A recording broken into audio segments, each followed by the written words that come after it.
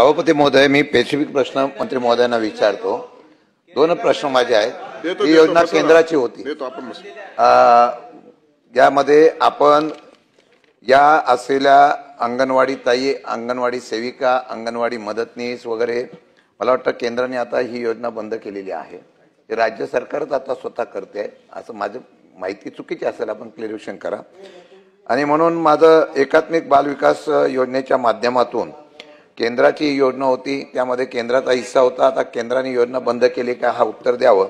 दुसरं, या असलेल्या योजनेमुळे निश्चितपणाने कुपोषित बालकांचं प्रमाण कमी झालं, ही वस्तुस्थिती आहे, नाकारता येत नाही। तरी सुद्धा काही ठिकाणी जो आदिवासी विभाग आहे, आदिवासी विभागामध्ये प्रचंड प्रमाणामध्ये निधी उपलब्ध आहे। यामध्ये महिला बाल विकास खातं आणि आदिवासी विकास खातं आणि सामाजिक न्याय विकास खातं यांनी संयुक्तप्रमाणे जर हा प्रोग्राम आखला तर मला वाटतं यामध्ये फार चांगल्या प्रकारचं अजून कुपोषणाचे प्रमाण कमी होऊ शकतं। मग यामध्ये ही योजना राबवण्यासाठी जो घटक सातत्याने काम करतो, त्या लोकांचे मानधन, त्यांच्याबद्दलचे असलेलं अनुदान, त्यांच्या असलेल्या मागण्या, हे सातत्याने आंदोलन चालू असतं। अधिवेशन चालू झालं की जिल्हा स्तरावर पण असतं, लोकप्रतिनिधींना सगळ्यांना ते निवेदन देतात असतात।